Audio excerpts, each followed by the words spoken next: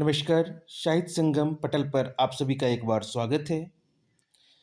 आज विश्व हिंदी दिवस है, लेकिन दुर्भाग्य की बात है कि आज भी हम अपनी मातृभाषा को उचित सम्मान नहीं दिलवा पाए हैं। जबकि हिंदी भाषा मादक भी है, आकर्षक भी है, मोहक भी है। यही कारण है कि रूस के वरानिकोव और बेल्जियम के बुल्के भारत आकर हिंदी को समर्पित हो गए। बोलने को तो फ्रेंच भी एक भाषा है, परंतु आकर्षक और मोहक नहीं। इटालियन भाषा आकर्षक है, परंतु मादक और मोहक नहीं। चीनी भाषा न तो मादक है, न आकर्षक और न ही मोहक। इन्हीं सब कारणों से हिंदी अपने गुणों पर गौरवान्वित है और हमें गौरव करना भी चाहिए। विश्व हिंदी दिवस हर साल 10 जनवरी को मनाया जाता है। इसका उद्देश्य विश्व भर में हिंदी के प्रचार प्रसार के लिए वातावरण निर्मित करना और हिंदी को अंतर्राष्ट्रीय भाषा के रूप में पेश करना है। पहला विश्व हिंदी सम्मेलन 10 जनवरी 1975 को नागपुर में आयोजित किया गया था। इसलिए इस दिन को विश्व हिंदी दिवस के रूप में मनाया जाता है। इस सम्मेलन में 30 देशों के 122 प्रतिनिधि शामिल हुए थे। पूर्व प्रधानमंत्री डॉक्टर मनमोहन सिंह ने 10 जनवरी 2006 को हर साल विश्व हिंदी दिवस के रूप में मनाए जाने की घोषणा की थी। बता दें कि विश्व हिंदी दिवस के अलावा हर साल 14 सितंबर को हिंदी दिवस भी मनाया जाता है। जैसा कि हम जानते हैं कि हमारा देश लंबे समय तक अंग्रेजों की दास्तां से अधीन रहा।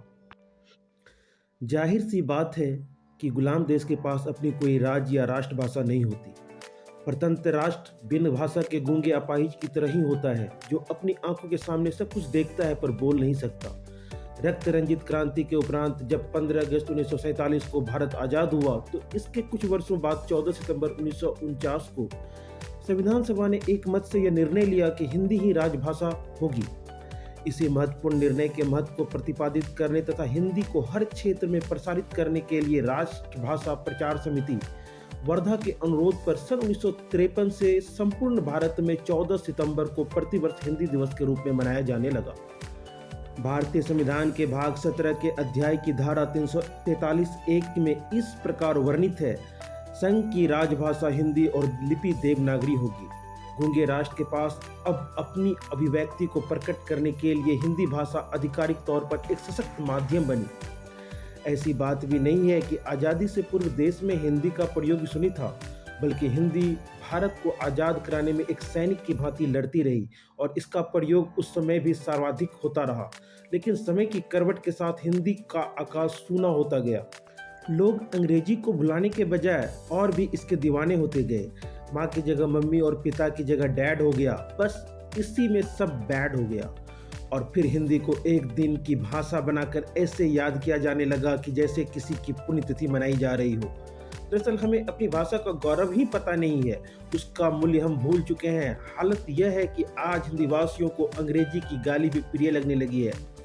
वस्तुतः सौंदर्य और सुगंध से परिपूर्ण हिंदी का यश मिटता जा रहा है। आलम यह है कि हम हिंदी को कूलियों की और अंग्रेजों को कुलीनों की भाषा मानने लगे हैं। देश स्वाधीन है, परंतु वैचारिक और मानसिक दृष्टि से हम आज भी दास हैं। यही कारण है कि हिंदी को कूड़े करकट का ढेर माना जा रहा है और अंग्रेजी को अमृत सागर समझने की हमारी मान्यता आज भी बदलने का नाम नहीं ले रही है। सवाल है कि हिंदी के प्रति हीनता का बोध राष्ट्र को क्या उन्नति के शिखर पर ले जाएगा? स्मरण रहे कि कोई राष्ट्र अपनी भाषा का आदर किए बगैर विकसित एवं समृद्धशाली नहीं हो सकती है। आज भारत ही नहीं, विदेश भी हिंदी भाषा को अपना रहे हैं और फिर हम देश में रहकर भी अपनी भाषा को बढ़ावा देने के बजाय उसको खत्म करने पर तुले हुए हैं। विश्व में अनेक देश जैसे इंग्लैंड, अमेरिका, जापान और जर्मनी आदि अपनी भाषा पर गर्व महसूस करते हैं, लेकिन हम क्यों नहीं करते? यह एक बहुत बड़ा प्रश्न है। चीन की अर्थव्यवस्था भारत से 3 गुनी बड़ी है। आज वहाँ बिजली, पानी, आवास, चिकित्सा, रोजगार अथवा गरीबी जैसे मुद्दे काफी हद तक न के बराबर हैं। भारत 1947 में आजाद हुआ और चीन, जो जापान के साथ द्वितीय विश्व युद्ध की विभीषिका में और आंतरिक संघर्षों के कारण लगभग बर्बाद हो गया था, वहाँ 1949 में कम्युनिस्ट शासन स्थापित हुआ। गरीबी, कुपोषण, अनियंत्रित जनसंख्या, महामारियां और खस्ती आर्थिक व्यवस्था किसी भी देश के लिए बड़ी चुनौती थी, लेकिन चीन ने दृढ़ता से इसका सामना किया और तमाम समस्याओं का समाधान कर एक वैश्विक महाशक्ति के रूप में खुद को स्थापित किया। आज चीन की तरक्की की कहानी सबके सामने है। सिर्फ अपनी मातृभाषा मैंड्रीन और कैंटोनीज को ही आधार मानकर और बिना अंग्रेजी शिक्षा के अपनी तकनीक और शिक्षा व्यवस्था को दृढ़ता से संचालित करके चीन ने एक मिसाल कायम की है। हिंदी की खासियत है कि इसमें जैसा बोला जाता है वैसा ही सुना जाता है और वैसा ही लिखा भी जाता है। आज भाषा को लेकर संवेदनशील और गंभीरतापूर्वक विचार करने की आवश्यकता है। हिंदी भाषा और बाजार का एक गहरा संबंध है। हमें समझना होगा कि भाषा को बहुत बड़ा मार्केट होता है। इसमें सिर्फ किताबें, उपन्यास ही नहीं, उद्योग, कला, विज्ञापन, अखबार, टीवी कार्यक्रम, फिल्में, पर्यटन, संस्कृति, धर्म, खान पान, रहन सहन, विचारधारा, आंदोलन और राजनीति भी शामिल होती है। अगर एक वर्ष के लिए भारत जैसे विकासशील देश अंग्रेजी पर रोक लगा दे तो अमेरिका और इंग्लैंड की अर्थव्यवस्था भी चरमरा सकती है। भारत में अंग्रेजी जितनी फायदेमंद भारतीयों के लिए मानी जाती है, उससे 1000 गुना ज्यादा लाभ अमेरिका, इंग्लैंड, ऑस्ट्रेलिया, कनाडा के लिए भारत से कमाई का एक साधन बनकर उभर कर सामने आया है। कभी सोचा है कि अपनी विशाल प्राचीन संस्कृति के रहते भी भारत के लोग एक विदेशी से देश इंग्लैंड को महान क्यों मानते हैं, जबकि उसके पड़ोसी फ्रांस, जर्मनी, हॉलैंड, स्पेन, पुर्तगाल, इटली इत्यादि उसकी जरा सा भी परवाह नहीं करते हैं। इसका कारण है हमने इंग्लैंड की भाषा को महान मान लिया है, लेकिन उसके पड़ोसियों ने उस भाषा को महान नहीं माना है। गंभीरतापूर्वक विचार करने की आवश्यकता है। इस सवाल पर भी हमें सोचना होगा कि क्या अंग्रेजी का कद कम करके ही हिंदी का गौरव बढ़ाया जा सकता है। जो हिंदी कबीर, तुलसी, रैदास, नानक, जायसी और मीरा की भजनों से होती हुई प्रेमचंद, प्रसाद, पंत और निराला को बांधती हुई भारतेंदु हरिश्चंद्र तक सरिता के भांति कल कल बहती रही है, आज उसके मार्ग में अटकलें क्यों खड़ी हो रही है और आजाद भारत में हिंदी का बेड़ा गर्क क्यों हो रहा है। अफसोस इस बात का भी है कि हम हिंदी का यश बढ़ाने के लिए प्रतिबद्ध भी नहीं दिखाई दे रहे हैं। नव भारत नहीं, न्यू इंडिया में हम जी रहे हैं। यदि माननीय प्रधानमंत्री नरेंद्र मोदी देश का वास्तविक कायाकल्प करना चाहते हैं तो हमें हिंदी को उसका गरिमा पुनः लौटाने का प्रयास करना ही होगा। डिजिटल इंडिया के इस युग में चरमराती हिंदी को चमकाना होगा। तकनीकी और वैज्ञानिक दौर में हिंदी के लिए अप्रत्यक्ष रूप से बाध्यता अनिवार्य करनी होगी। उदाहरण के लिए गूगल जैसे बड़े सर्च इंजन को ही हम ले लें तो इस सर्च इंजन में 90% परिणाम अंग्रेजी में आते हैं, जबकि इसके विपरीत 90% परिणाम हिंदी में लाने होंगे। सरकारी वेबसाइट को हिंदी में रूपांतरित करने से लेकर ऑन या ऑफलाइन फॉर्म सभी को हिंदी में परिवर्तित या इसका नवीकरण करना इस देश में एक सार्थक कदम होगा। इस तरह अनेक छोटी छोटी कोशिश मन से की जाए तो हिंदी के प्रति एक सुखद माहौल तैयार किया जा सकता है। हम माने या नहीं माने, लेकिन इंटरनेट पर हिंदी का दायरा निरंतर बढ़ता जा रहा है। हिंदी अखबारों की वेबसाइट ने करोड़ों नए हिंदी पाठकों को अपने साथ जोड़कर हिंदी को और समृद्ध बनाने में महत्वपूर्ण भूमिका निभाई है। इंटरनेट पर हिंदी के बढ़ते चलन से माना जा रहा है कि अगले साल तक हिंदी में इंटरनेट उपयोग करने वालों की संख्या अंग्रेजी में इसका उपयोग करने वालों की संख्या से भी ज़्यादा हो जाएगी। सर्च इंजन गूगल का मानना है कि हिंदी में इंटरनेट पर सामग्री पढ़ने वाले का प्रतिशत प्रतिवर्ष 94% की दर से बढ़ रहा है, जबकि अंग्रेजी में यह दर हर साल 17% की दर से घट रहा है। गूगल के अनुसार 2021 तक इंटरनेट पर 20.1 करोड़ लोग हिंदी का उपयोग करने लगेंगे। यह हिंदी के 50% और वैश्विक स्वीकार्यता का भी परिणाम है और आज हिंदी अपनी तमाम प्रतिद्वंदियों को पीछे छोड़ते हुए लोकप्रियता के आसमान को छू रही है। आज दुनिया के 176 विश्वविद्यालयों में हिंदी विषय की पढ़ाई हो रही है। हिंदी वहां अध्ययन, अध्यापन और अनुसंधान की भाषा बन चुकी है। अमेरिका के ही 30 से भी ज्यादा विश्वविद्यालयों में भाषा की पाठ्यक्रमों में हिंदी को महत्वपूर्ण दर्जा मिला हुआ है। दक्षिण प्रशांत महासागर के देश फिजी में तो हिंदी को राजभाषा का आधिकारिक दर्जा मिला हुआ है। फिजी में इसे फिजियन हिंदी अथवा फिजियन हिंदुस्तानी भी कहा जाता है, जो अवधी, भोजपुरी और अन्य बोलियों का मिलाजुला रूप है। विश्व में लगभग 6900 मातृभाषा बोली जाती है, जिसमें 35 से 40% अपने अस्तित्व के संकट से गुजर रही है। विश्व भर की भाषाओं का इतिहास रखने वाली संस्था एंथोलॉग के अनुसार चीनी और अंग्रेजी भाषा के बाद हिंदी दुनिया भर में सर्वाधिक बोली जाने वाली तीसरी भाषा है। Pakistan, Nepal, Bangladesh, Suriname, Trinidad, Mauritius, Uganda, Guyana, America, Britain, Germany, New Zealand, UAE, south Africa में हिंदी बोलने वालों की संख्या लगातार बढ़ रही है। अमेरिका के अलावा यूरोपीय देशों, एशियाई देशों और खाड़ी के देशों में भी हिंदी का तेजी से विकास हो रहा है। रूस के कई विश्वविद्यालयों में हिंदी साहित्य पर लगातार शोध हो रहा है। हिंदी साहित्य का जितना अनुवाद रूस में हुआ है, उतना शायद ही दुनिया के किसी भी अन्य भाषा ग्रंथों में हुआ हो। हिंदी को विश्व आर्थिक मंच की गणना के अनुसार विश्व की 10 शक्तिशाली भाषाओं में से एक माना गया है। Language use in United states 2011 report में कहा गया है कि हिंदी अमेरिका में बोली जाने वाली शीर्ष 10 भाषाओं में से एक है, जहां इसे बोलने वालों की संख्या 6.5 लाख से भी अधिक है। अमेरिकी कम्युनिटी सर्वे की एक रिपोर्ट में बताया गया है कि अमेरिका में हिंदी 100% से अधिक तेज रफ्तार से आगे बढ़ रही है। विश्व भर में हिंदी की बढ़ती स्वीकार्यता का ही असर है कि वर्ष 2017 में ऑक्सफोर्ड डिक्शनरी ने भी पहली बार अच्छा, बड़ा दिन, बच्चा और सूर्य नमस्कार जैसे हिंदी शब्दों को सम्मिलित किया है। अमेरिका की ग्लोबल लैंग्वेज मॉनिटर संस्था ने अपनी रिपोर्ट में बताया था कि अंग्रेजी भाषा में करीब 10 लाख शब्द हैं, वहीं हिंदी में भी करीब 1,20,000 शब्दों का समृद्ध कोश है। हिंदी शब्दकोश में लगातार वृद्धि हो रही है। तकनीकी रूप से हिंदी को और ज्यादा उन्नत, समृद्ध और आसान बनाने के लिए अब कई सॉफ्टवेयर भी हिंदी के लिए काम कर रहे हैं। भारत में हर साल 14 सितंबर को हिंदी दिवस मनाया जाता है। नागपुर में 10 जनवरी 1975 को पहली बार विश्व हिंदी सम्मेलन का आयोजन किया गया था। इसका उद्घाटन तत्कालीन प्रधानमंत्री इंदिरा गांधी ने किया था। सम्मेलन में 30 देशों के 122 प्रतिनिधि शामिल हुए थे। इसके बाद मॉरिशस, यूनाइटेड किंगडम, त्रिनिदाद, संयुक्त राज्य अमेरिका आदि में भी विश्व हिंदी सम्मेलन का आयोजन किया जाने लगा। भारत में प्रतिवर्ष विश्व हिंदी दिवस मनाए जाने की घोषणा तत्कालीन प्रधानमंत्री डॉक्टर मनमोहन सिंह ने वर्ष 2006 में की थी। 10 जनवरी का दिन इसलिए तय किया गया क्योंकि पहली बार इसी दिन विश्व हिंदी सम्मेलन का आयोजन किया गया था। विश्व हिंदी दिवस सही मायने में हिंदी की महानता के प्रचार प्रसार का एक सशक्त माध्यम है। इस अवसर पर जहां विदेश मंत्रालय की ओर से विदेशों में स्थित भारतीय दूतावासों में विशेष कार्यक्रमों का आयोजन किया जाता है, वहीं प्रवासी भारतीय और भारतीय मूल के लोग भी अपने अपने देशों में हिंदी के सम्मान में तरह तरह के कार्यक्रम आयोजित करने लगे हैं। आज भी हमारे देश में कुछ लोग हिंदी के उपयोग को लेकर कभी कभी बेवजह का विवाद खड़ा कर देते हैं और अपनी राजनीति चमकाने का प्रयास करते दिखते हैं, लेकिन हम भारतीय के लिए यह गर्व की बात है कि यह दुनिया भर में अब हिंदी के चाहने वालों की संख्या लगातार बढ़ रही है। राष्ट्रपिता महात्मा गांधी स्वतंत्रता संग्राम के दौरान जनसंपर्क के लिए हिंदी का ही सबसे ज्यादा प्रयोग करते रहे थे।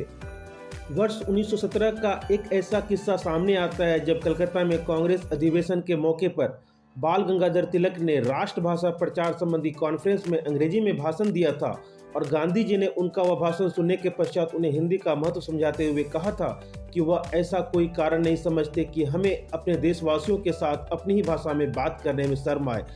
गांधी जी ने कहा था कि अपने लोगों के दिलों तक हम वास्तव में अपनी ही भाषा के जरिए पहुंच सकते हैं।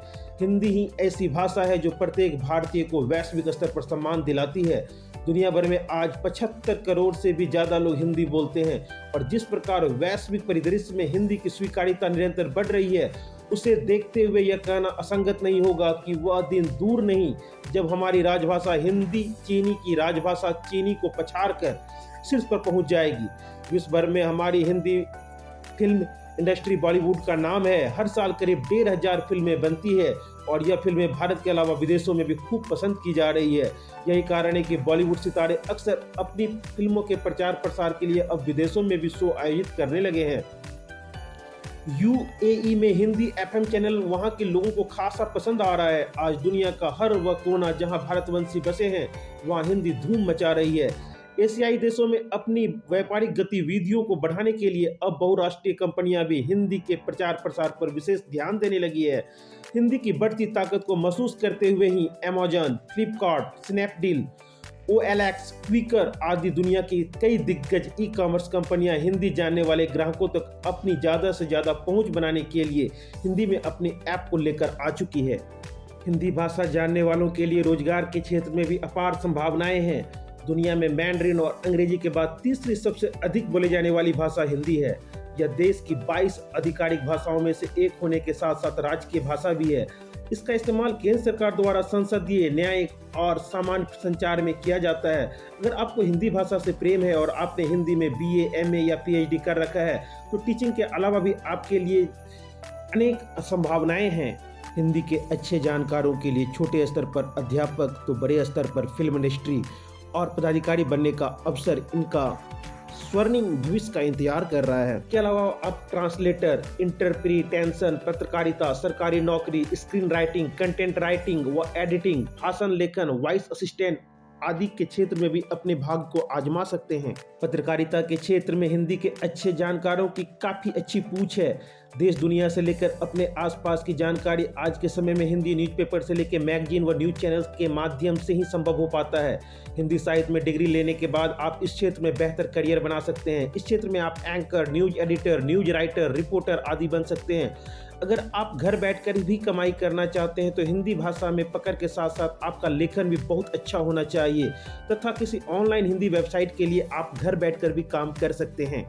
अगर सरकारी नौकरी की बात करें तो आप हिंदी साहित्य से डिग्री लेने के पश्चात केंद्रीय व राज्य के विभाग में सरकारी नौकरी के लिए आवेदन कर सकते हैं। साथ ही यूपीएससी, एसएससी और पीएसयू में भी अपना भाग्य आजमा सकते हैं। अगर हिंदी पर आपकी अच्छी पकड़ है तो फिल्म जगत और टेलीविजन के क्षेत्र में भी आपकी खासी डिमांड है। आज के समय में ओटीटी प्लेटफॉर्म के आने से इस क्षेत्र के करियर का स्कोप काफ़ी बढ़ गया है।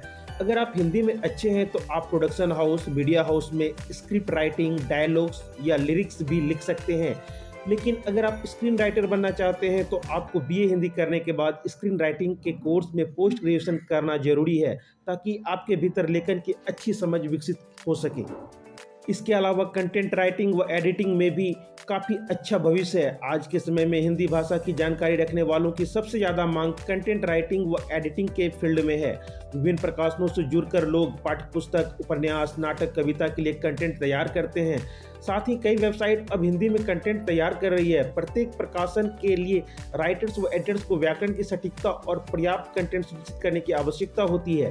हिंदी में डिग्री के बाद आप प्रकाशन गृह, कंटेंट एजेंसी या स्वतंत्र रूप से एक फ्रीलांसर के रूप में या एक लेखक या संपादक के रूप में भी कार्य कर सकते हैं। आज के ज़माने में भाषण लेखन भी एक स्वर्णिम भविष्य के रूप में हिंदी के जानकारों के लिए सामने आया है।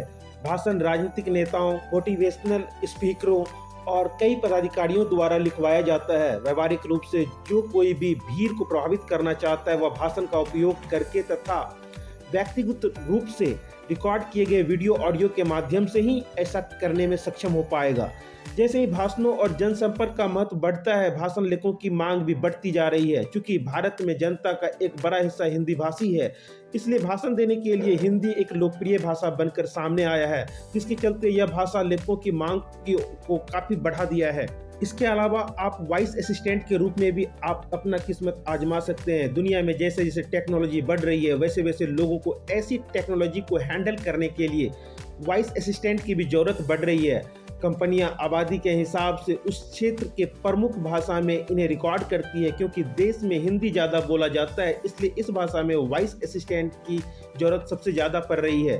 विशेष रूप से टेलीलेस और ग्राहक सेवा क्षेत्रों में हिंदी भाषी पेशेवरों के लिए call centre, customer care services, sales, telemarketing और बीपीओ के साथ नौकरी के अवसर उपलब्ध हो रहे हैं। उत्कृष्ट संचार कौशल के अलावा वॉइस असिस्टेंट बनने के लिए कोई अतिरिक्त योग्यता की भी जरूरत नहीं होती है। हिंदी के अलावा अगर आप किसी अन्य भाषा के भी अच्छे जानकार हैं तो ट्रांसलेटर भी आपके लिए एक अच्छा भविष्य हो सकता है। हिंदी जानने वालों के लिए एक अच्छा करियर ऑप्शन है। इस क्षेत्र में आपके पास काम की कोई कमी नहीं होती है। अगर आप चाहें तो घर बैठकर अपनी सुविधा अनुसार काम कर सकते हैं। एक बेहतरीन ट्रांसलेटर बनने के लिए आपकी हिंदी के साथ साथ किसी अन्य दूसरी भाषा पर भी पकड़ होनी चाहिए। क्योंकि आजकल हर कंपनी खुद को बेचना चाहती है, लेकिन भारत में बहुत से लोग अंग्रेजी या अन्य भाषा नहीं समझते हैं। इसलिए अधिकतर कंपनियां अपना कंटेंट हिंदी में मुहैया कराने के लिए ट्रांसलेटर की मदद ले रही है। स्पष्ट है कि हिंदी जानने वालों के लिए रोजगार की भी अपार संभावनाएं हैं। अपनी मातृभाषा के उत्थान और अपने बेहतर भविष्य के लिए हिंदी में अपार संभावनाएं हैं। हिंदी के अलग अलग क्षेत्रों में कैरियर बनाने के लिए कौन कौन से अच्छे इंस्टीट्यूट और शैक्षणिक संस्थान हैं, इससे संबंधित जानकारी के लिए आप हमारे अगले वीडियो का इंतजार करें।